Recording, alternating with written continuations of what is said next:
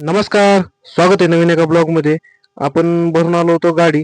थोडासा माल कुमट्यामध्ये शिल्लक होता, त्यामुळे आपल्याकडे जागा पण होती. ते सर्व माल वगैरे भरला. आपल्या भावानं मदत केली भरण्यासाठी. गाडीचे रस्ते वगैरे मारली आणि निघालो आपण पुढच्या प्रवासाला. पोहोचलो उदगीरमध्ये. तिथं आला होता आपला भाऊ समीर. समीर भाऊची लय दिवसानंतर भेट झाली. भावानं मस्तपैकी चहा वगैरे पाजला. मग निघालो दोघं जण, कारण दोघाला पण हैदराबादच जायचं होतं. मग तिथून पुढे निघालो. भाऊसोबत थोड्या गप्पा केल्या.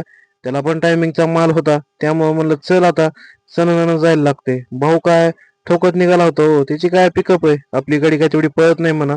तिथून गेलो संगमच्या चौकामध्ये. साहेबाचं झालं दर्शन, साहेबाला दिला दक्षिणा आणि निघालो पुढे. लागलो बिदर मधूनच गेलो. बिदर मध्ये पण भरपूर जागेला तरी साहेब भेटले. मग तिथून समीर गेला फास्ट. मग आपल्यासोबत येणार होते मामा. मामाला केला फोन. मामा म्हणले थोडस जेवण करूया. मामासोबत थोडस भात वरण खाल्लं आणि तिथून निघालो पुढे प्रवासाला. मग जवळपास आपल्याला 2-3 तास प्रवास केल्यानंतर आपण पोहोचलो हैदराबाद सिटीमध्ये. मामानं म्हणले मधूनच गाडी टाकायची. मग काय आलो मार्केटला. मार्केटला पोहोचली गाडी 3 वाजता. 2 तास वेटिंग करून मध्ये आलो. थोडा वेळ आराम केला, झोप वगैरे झाली. आणि सकाळी सकाळी फ्रेश होऊन म्हणलं आता थोडंसं पोट पाण्याच बघावं लागतंय. मग तिथून गेलो मामापाशी. मामाला म्हणलं एक डोसा द्या.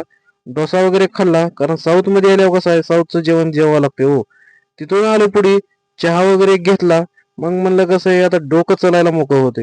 झोप झाली होती थोडीफार.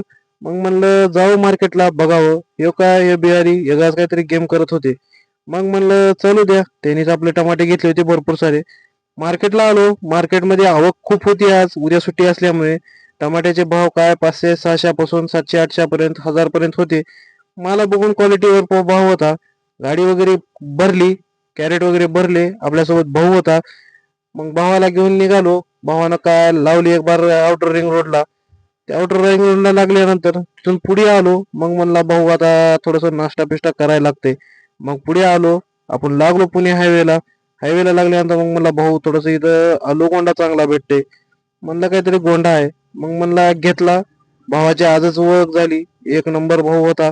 त्यानंतर तो मार्केटला काम करतो. आपण तिथून निघालो. पुढे जरा गणपती बाप्पाचं दर्शन झालं.